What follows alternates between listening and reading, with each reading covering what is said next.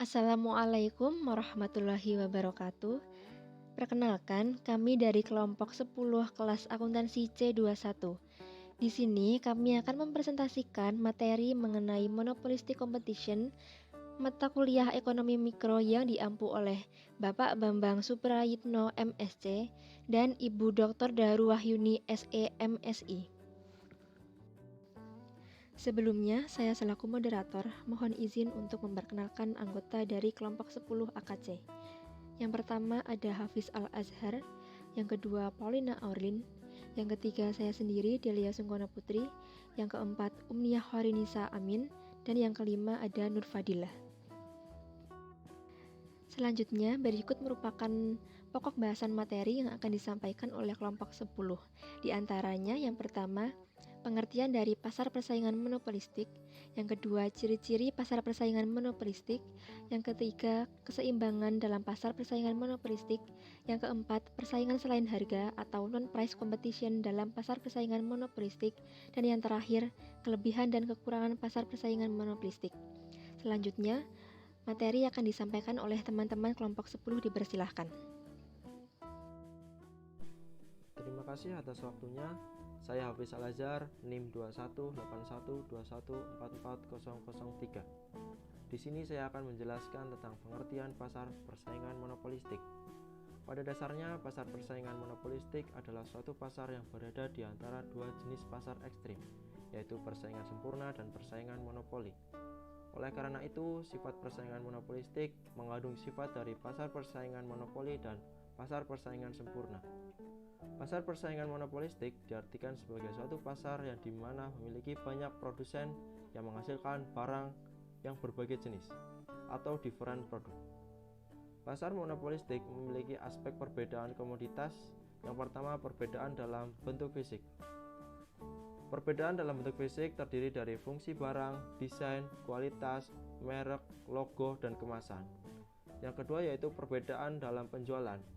Perbedaan dalam penjualan terdiri dari jangka waktu kredit, ketersediaan komoditas, kemudahan dalam memperolehnya, pelayanan purna jual, lokasi perolehan komoditas, pelayanan.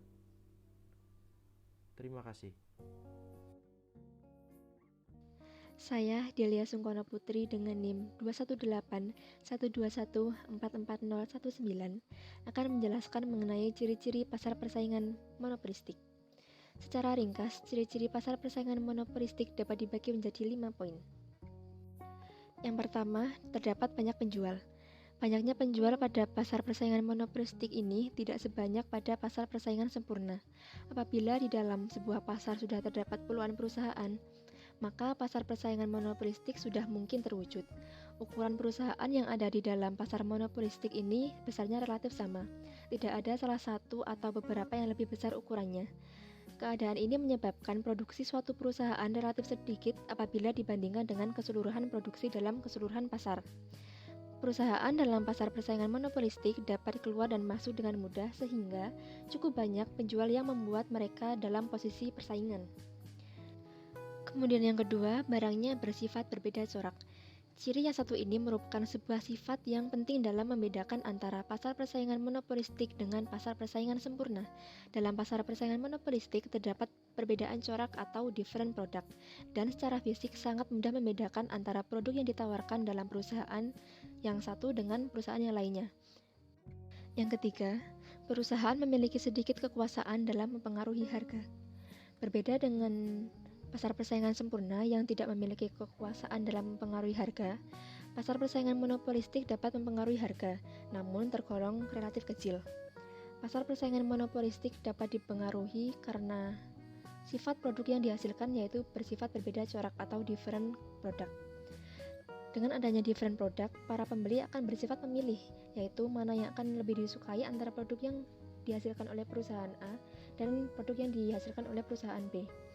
Maka apabila suatu perusahaan dalam pasar monopolistik tersebut menaikkan harga, pembeli masih tetap tertarik kepada perusahaan tersebut walaupun akan ada keadaan di mana jumlah pembelinya sedikit berkurang karena kenaikan harga tersebut. Sebaliknya, apabila suatu perusahaan menurunkan harga, maka tidak mudah pula bagi perusahaan untuk menjual semua barang produksinya. Hal tersebut disebabkan karena banyak konsumen pasar yang masih tetap membeli barang yang dihasilkan oleh perusahaan lain walaupun harganya sudah menjadi relatif mahal. Yang keempat, kemasukan dalam industri relatif mudah. Jika ada perusahaan yang ingin masuk untuk menjalankan usaha di dalam pasar persaingan monopolistik, maka tidak akan banyak mengalami kesulitan. Hambatan atau kesulitan yang akan dihadapi tidaklah seberapa jika dibandingkan dengan pasar oligopoli dan pasar monopoli. Namun, kemasukan pasar monopolistik ini tidak semudah seperti pasar persaingan sempurna. Faktor yang pertama adalah modal yang diperlukan relatif besar jika dibandingkan dengan perusahaan yang bersaing dalam pasar persaingan sempurna. Faktor yang kedua yaitu perusahaan terkait harus menghasilkan barang yang berbeda dari perusahaan yang lain di dalam sebuah pasar persaingan monopolistik. Sehingga perusahaan baru tersebut harus memproduksi dan menggunakan strategi pemasaran yang lebih menarik dibandingkan dengan perusahaan lain, karena biasanya pada perusahaan lain sudah memiliki pelanggan yang sulit untuk berpindah ke perusahaan yang lainnya. Kemudian ciri yang terakhir yaitu persaingan promosi penjualan yang sangat aktif. Pada pasar persaingan monopolistik, harga bukanlah merupakan sebuah penentu utama. Di dalam pasar persaingan monopolistik, mungkin ada perusahaan yang menjual produk dengan harga yang relatif tinggi, namun tetap dapat menarik pelanggan. Maka, untuk mempengaruhi cita rasa pembeli, perusahaan di pasar persaingan monopolistik melakukan persaingan bukan harga atau non-price competition.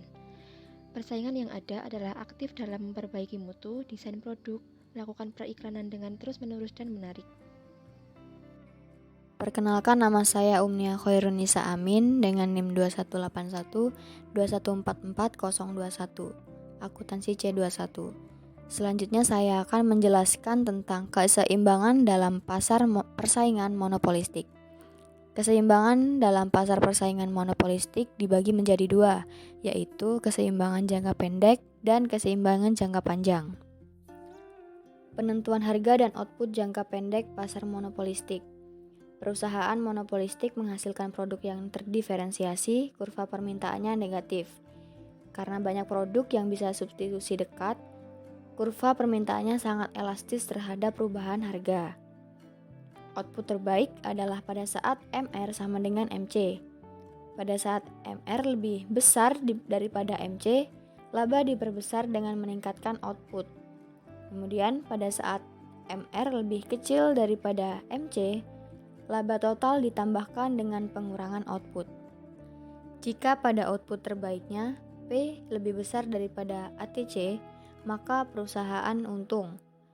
Jika P sama dengan ATC, maka perusahaan impas. Kemudian jika P lebih kecil daripada ATC, maka perusahaan merugi dan beroperasi sepanjang P lebih besar daripada AVC. Selanjutnya, keseimbangan jangka panjang. Bisa dilihat dari grafik yang ada di sebelah kiri. Dalam jangka panjang, semua perusahaan monopolistik hanya mencapai titik impas dan bereproduksi pada bagian kurva LAC yang memiliki kemiringan negatif.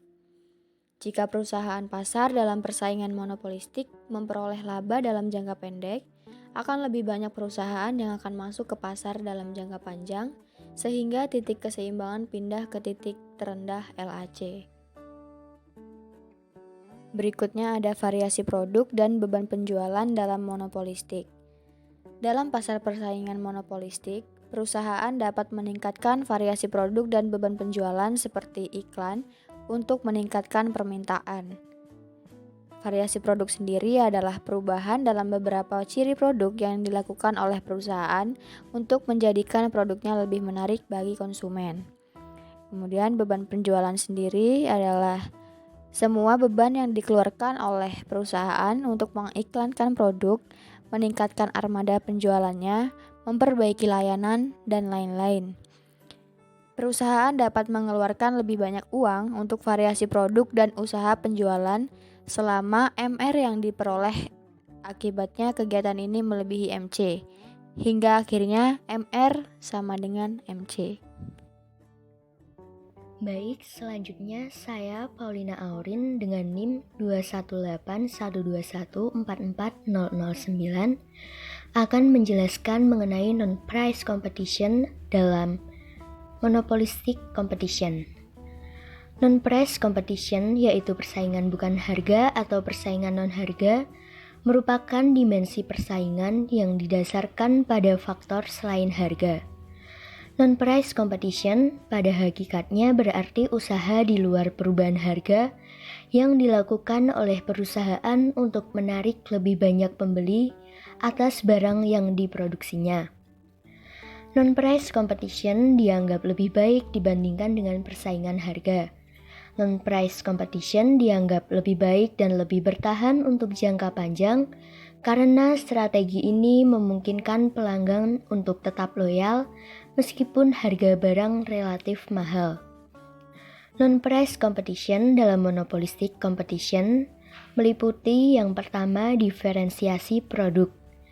Diferensiasi produk berarti produk yang dibuat memiliki bentuk, ukuran, warna, atau corak yang berbeda, walaupun hasil produk yang dibuat sama. Diferensiasi produk akan membuat konsumen lebih mudah dalam memilih produk yang sama. Para produsen menarik konsumen dengan membuat produk yang unik dan menarik. Terdapat cara dasar dalam membuat diferensiasi produk yaitu seperti membuat perbedaan fisik meliputi penampilan dan kualitas seperti ukuran, berat, warna, desain, tekstur, dan sebagainya. Selanjutnya bisa memberikan layanan produk yang berbeda dibandingkan produk dari perusahaan lain. Dan perbedaan produk merupakan citra atau image yang ingin ditampilkan oleh produsen di dalam benak konsumen. Dalam hal ini, produsen dapat melakukan diferensiasi produk, contohnya bisa dengan membuat produk perusahaan memiliki tanda tangan selebriti, atau juga dengan menjual produk di tempat-tempat tertentu sehingga terlihat eksklusif. Yang kedua yaitu promosi penjualan atau iklan. Pada dasarnya, harga bukan penentu utama dalam monopolistic competition, melainkan pada keunggulan atau keunikan produk, sehingga dibutuhkan promosi yang aktif dari produsen untuk memasarkan hasil produksinya. Tujuan dari promosi atau iklan yaitu yang pertama memberikan informasi dan gambaran pada konsumen mengenai hasil produksi perusahaan. Hal ini penting untuk perusahaan baru yang masuk dalam pasar monopolistik. Yang kedua yaitu menekankan kualitas produk secara persuasif dan memelihara hubungan baik dengan konsumen.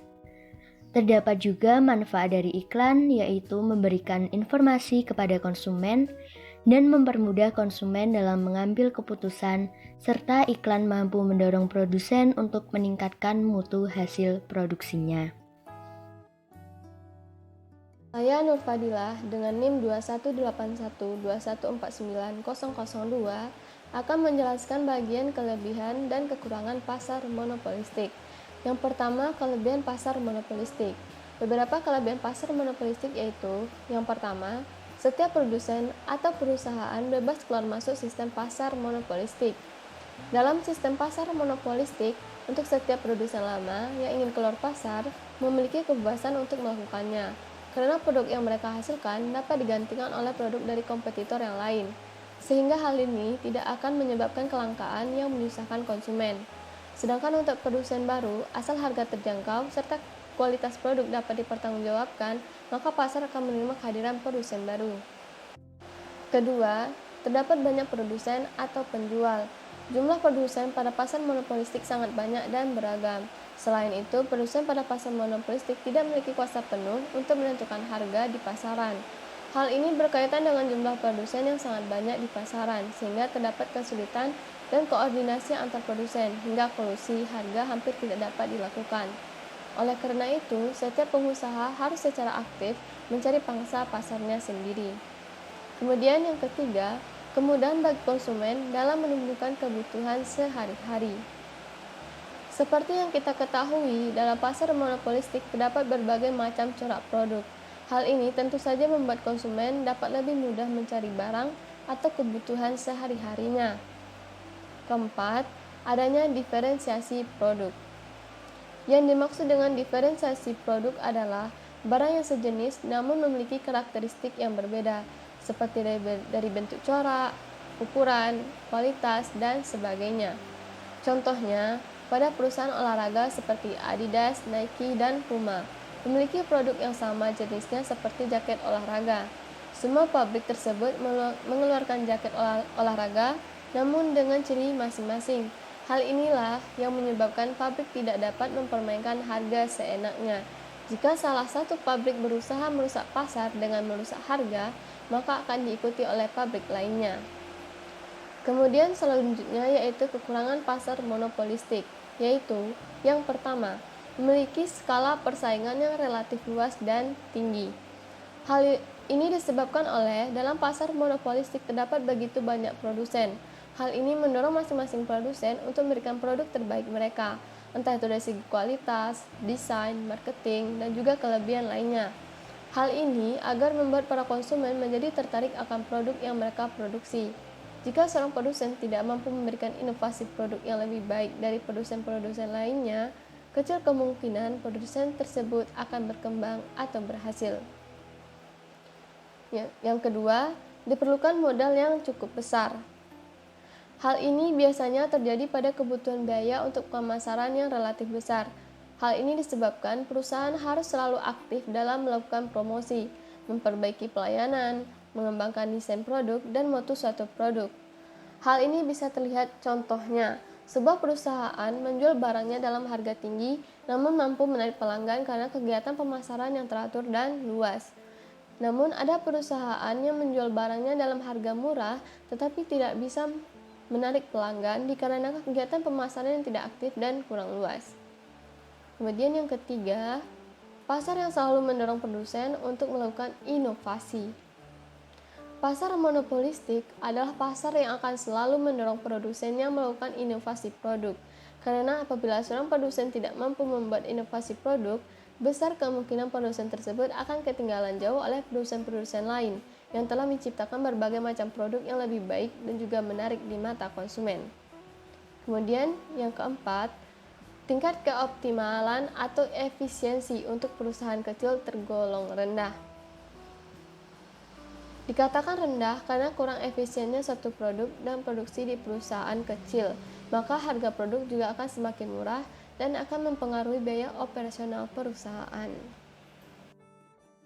Berikut merupakan daftar pustaka yang digunakan oleh kelompok 10 dalam penyusunan materi Monopolistic Competition pada hari ini. Baik, itu tadi presentasi dari kelompok 10 mengenai Monopolistic Competition. Sekian dari kami, terima kasih. Wassalamualaikum warahmatullahi wabarakatuh.